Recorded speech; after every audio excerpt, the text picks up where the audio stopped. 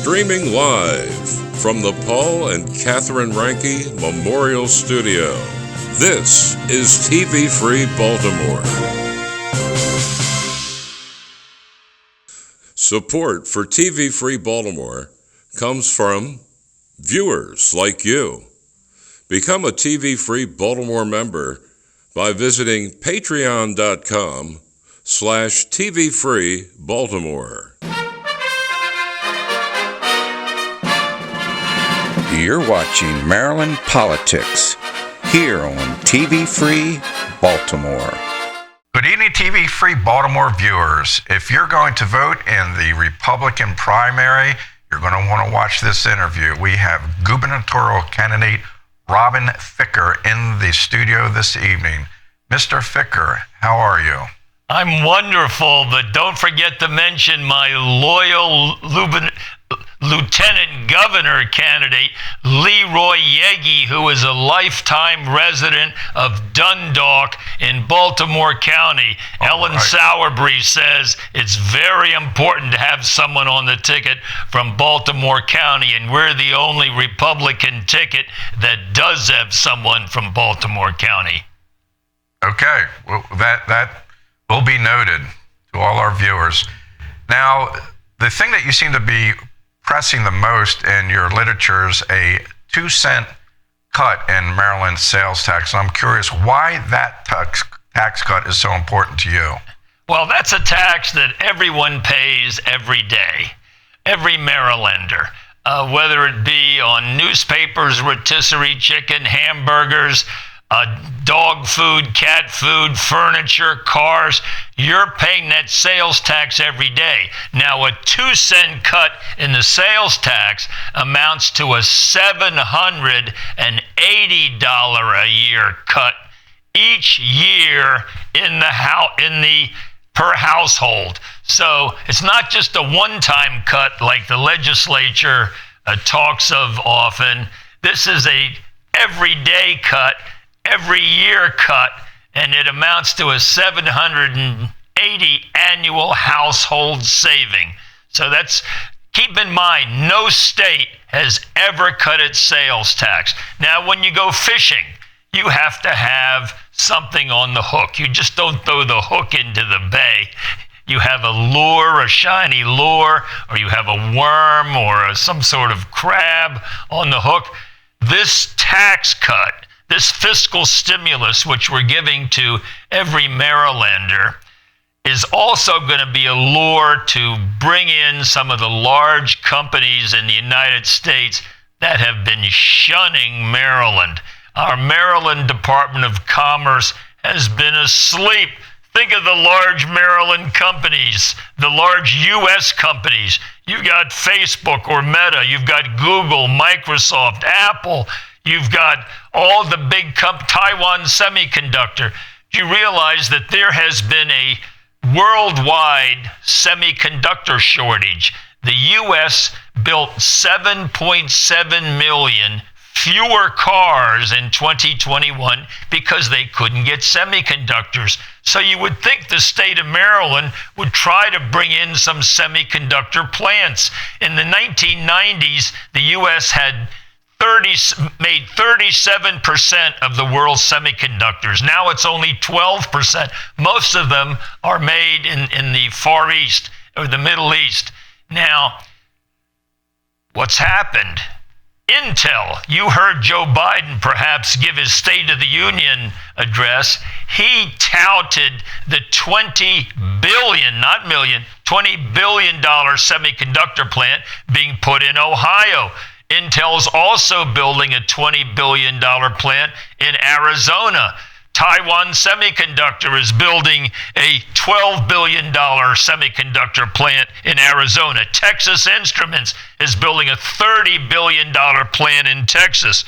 So why is it that Maryland hasn't tried to draw in some of these big employers? If we have the lure of a sales tax cut, these leaders elsewhere in the country will say, hey, maybe Maryland's business friendly. But we're going to have in Maryland, for the first time ever, a jobs strike force. I'm going to be on it. Leroy Yegi, my lieutenant governor, we're going to have a couple of legal, zoning, financial experts, and within 1 hour of hearing that these large companies are expanding, we're going to be in the air from BWI Airport and go out to these companies and try to sell them on locating their big expansions in Maryland. Nucor Steel. Nucor Steel is building the largest private investment plant in West Virginia history, a $2.7 billion investment in a new steel plant. Why didn't Maryland try to locate that plant in the two counties which need financial help, where I was today, by the way, in Allegheny and Garrett County in Western Maryland, where the largest employer is the jail? We need to bring in big employers like Nucor Steel to build a steel manufacturing plant there. You've heard of electronic vehicles. They all have batteries. This is a wave of the future. So why is it that when Toyota wanted to build a multi-billion-dollar car battery plant, they didn't choose Maryland? They chose instead North Carolina. Why is it that Facebook just signed the largest lease in Austin, Texas history? It's because the Maryland Department of Commerce was asleep. They should have located that in Baltimore. If the people in Baltimore who were playing around with guns and fentanyl have the alternative of a job building semiconductors at $30 to $60 an hour, they're going to say, hey, my future's important. My family's important. I want to move on up. I want to get a job in that semiconductor plant. We need to bring in these large employers. You've heard of Google. Sergey Brin, who was one of two co-founders of Google, graduated from the University of Maryland. Why is it then that Google has 30 regional headquarters in the United States, but not one in Maryland? Why is it that Microsoft, you've heard of Microsoft, Microsoft has, they have 2.8 million square feet of space in the DC area. Only 53,000 square feet in Maryland. That's not right. We need to do something to bring in these large businesses. I'm very familiar with Amazon because my son-in-law is head of recruiting for the Seattle Seahawks, and I've spent time in Seattle with him and the grandkids. And I know that Amazon was putting up a new skyscraper every year there until the city of Seattle wanted to impose a per employee head tax on the employees of Amazon. So they said, we're not going to keep putting up a new skyscraper in Seattle every year. We're looking elsewhere. And where did they locate? In Northern Virginia. They didn't locate in Maryland because the site they were looking at Maryland was inhabited by elected officials who had just given us a 9% increase in the property tax. So they located in Northern Virginia. We should have had those jobs here in Maryland. 25,000 jobs averaging $155,000 each. When you have a job like that, you don't worry about your rent. You don't worry about your expenses. You're planning for your kids' college. You're moving on up. And we need to bring in these well-paying jobs into Maryland. Our employee strike force is going to go after these big companies that are avoiding Maryland and bring them back here. And we're going to use that sales tax cut, the first state ever to cut its sales tax, as a lure to bring those companies into Maryland. Now, the Hogan administration just signed into law an historical tax cut package. Do you support what was signed into law by the Hogan administration? Well, you know, they say it's historical. Keep in mind that the figures they toss out are totals for 4 or 5 years. So to get a 1-year tax cut, you have to divide that by 4 or 5, and that is much less than a $1.75 billion tax cut that you would get by cutting the state sales tax 2 cents. Keep in mind, we have a budget surplus of $7.5 billion. The sales tax cut I'm proposing would be a cut of $1.75 billion going back into the taxpayers' pockets every year. This tax cut, this historical tax cut, is less than $2 billion over 4 or 5 years. So it's the fact that it's historically large is really illusory when you realize it's not just a one-year tax cut. They took a minuscule part of this $7.5 billion budget because next year they want to spend it on their pet projects, giving us a 1-month rebate on the gas tax. Come on. In July, Maryland is going to give us an automatic increase in the gas tax due to inflation. That will eat up whatever $20 or $30 you save by not paying the gas tax for 1 month. So there was no tax cut of any consequence in the legislature this year. They're holding a lot of your money that could be going back into your pocket, shouldn't really have been collected at all. And I'm going to give it to you with that sales tax cut so that every day you're going to see a savings when you get your restaurant bill, for instance. This tax cut given to us by the legislature was peanuts. Okay, let's take a look at the other side of the equation, spending by the state government. Is there any spending that you would like to see cut? I'd like to see the rate of growth of the state government cut of their budget. When you look at what's happened in just the last 10 years, the budget has grown more than $10 billion a year. It's growing too fast. Just a few years ago, the state budget was $40 billion. Now it's about $57 billion. It's growing like topsy. We ought to cut back the rate of growth of the state budget and instead try to grow the budgets of the average family in Maryland. You know, unlike the other candidates in this race, I've spent the last 2 summers, 2020, 2021, on the boardwalk in Ocean City. In 2 hours, I can meet people from all 23 counties plus Baltimore City, and I've met them and I've talked to them about how they're doing and what the state can do to help. And they've come to the conclusion, the people I've met on the boardwalk, that they would all like this sales tax cut because that's money saved in their pockets, and it's money they can save instead of going to Delaware, where we have an 85-mile border with Delaware.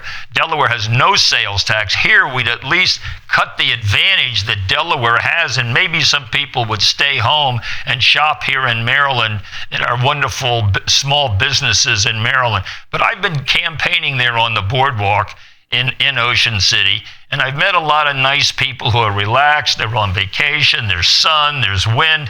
It's a very pleasant place. And I don't have to chase people. I'm on the boardwalk there at 2nd Street, as I'll be starting on May 26th of this year, and I have the governor's office there, and they're walking by. There's a parade going by there for hours and hours, and I can talk to the people there. They want to have a tax cut, and no other, believe it or not, no other gubernatorial candidate is cutting a tax cut. It's on our signs. Our campaign website is cutmdsalestax2cents.com. That tax cut is on all our signs, and it has been since 2020, because we're not just talking about a sales tax cut. We're going to give it to you. And some people say, well, the Democrats and the legislature, they never want to cut any taxes. But if when we're elected, we'll have a mandate from you, the voters, to cut that sales tax, and the legislators, the good legislators in Annapolis, are going to come around regardless of party. They're going to say, hey, the voters want a sales tax cut. We want it too. Let's talk about education and spending on education. The Kerwin bill put a lot of obligations on local jurisdictions to spend money, along with the state spending a tremendous amount of money. What would you do about Kerwin spending? Well, and plus, it doesn't tell us where they're getting the money. That's interesting. You're asking for a big new program without saying how you're going to pay for it. Now, there's no such thing as that. You've got to say where the money is coming from, and it's going to come from tax increases. They're going to ask the local jurisdictions to raise their property taxes. In Montgomery County, I put a charter amendment on the ballot which passed, which said that the 9-member council at that time couldn't raise property tax revenue more than the rate of inflation unless the 9 members were unanimous. And of course, it's hard for them to be unanimous about anything except raising taxes, but we were able to stop big property tax increases in Montgomery County. When I put this question on the ballot and it passed, we were able to stop those tax increases in 2009, 10, 11, 12, 13, 14, 15. Then in 16, they unanimously passed a 9% property tax increase, but we were ready for them. We had term limits on the ballot, which passed despite the opposition of all these elected big spenders. It passed with 70% of the vote. The Washington Post ran 5 editorials against term limits, not one in favor, but term limits passed with 70%. And we got rid of 5 of those tax increase specialists that year. And then in 2022, we're getting rid of 3 more who voted for that 9% property tax increase. So you can't just say you want to spend a lot of money in this or that, whether it be transportation, education, whatever. You've got to say where the money's coming from. They haven't said that yet, although they did say one thing this past year, or last year in the legislature. They said they wanted to put a digital download tax on all Marylanders, so that when you got your digital downloads, you'd have to pay that tax, which was a first in the nation tax increase. So what happened as a result of passing that tax increase? Well, first of all, it was challenged in court, and second of all, Apple, pretty smart company, pretty smart employees, they decided to build their $1 billion new campus not in Maryland, where they'd just given us a digital download tax, but in North Carolina, to bring in 3,000 jobs averaging $185,000 each. That was the price we paid for giving us this digital download tax, the first in the nation that Maryland legislators dreamed up. And I want to return to education. Every Republican that's come in here believes that the money should follow the student and believes in parental choice as far as which school the child should go to. Do you support that also? Well, I support parents making the important decisions in their kids' schooling, the parents being in charge, having input into what the kids are learning and into how the kids are treated, and also making sure our kids are safe in school, so that when parents go to work, they don't have to worry about the kids being in physical danger while they're at work. Now, violence is on the rise both in Baltimore City, Baltimore County, and in other places. As governor, what would you do to turn the tide against violence? Well, I was king of the pits in hand-to-hand combat at the United States Military Academy. I used to work out with a guy who knew a lot about violence. His name was Muhammad Ali. I used to do all his road work with him for a few years, and he knew a lot about violence too. Violence is part of life. It exists throughout our state, but you have to control the violence. You have to control it, like on the football field or in the boxing matches. There's rules to follow. And I think that we have far too many people in the Baltimore area who are sitting around with nothing to do. That's why I want to bring in some big employers that pay well. And right now, the wave of the future are these semiconductors. I want to bring in these big semiconductor plants. Congress just passed a multi-billion-dollar bill endorsing the effort to build semiconductors in the United States. I want to bring that into Maryland so that these guys who are engaging in needless violence can instead get a good job. If anybody wants to dig into your positions deeper, can you tell us how they can find you on the internet? Yeah, they can just look up Robin Ficker. They'll find that I'm the only veteran who has an honorable discharge from the U.S. Armed Forces. I'm the only farmer in the race. I'm the only real estate broker in the race. I'm the only one who's been out meeting the voters every day there on the boardwalk in Ocean City. Just go to cutmdsalestax2cents.com. That's our website. It's also on Facebook, Cut MD Sales Tax 2 cents, or Robin Ficker. Just remember that name. Like the bird, Robin. It's Robin is on all our signs. And just look me up on Facebook. Send me a friend request, and I'll certainly reciprocate. And we're posting there every day. We're on Twitter as well. So follow us. Give me a call. Give me a call on 301-919-9068. I always answer. I'll be happy to hear from you. And here's another thing. As governor, every Monday morning, we're going to have an open house at the governor's mansion in Annapolis, 6 a.m. We'll start early.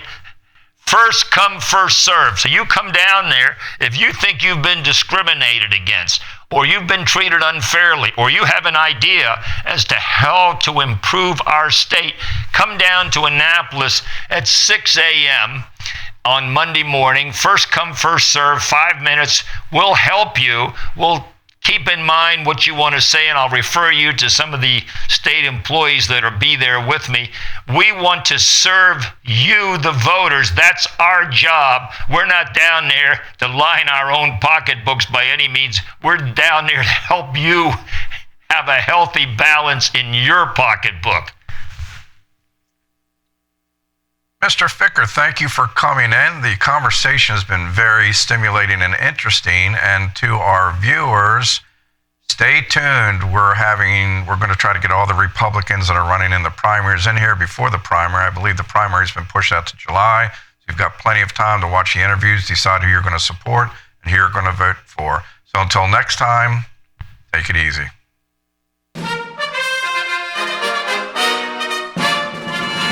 You're watching Maryland Politics here on TV Free Baltimore.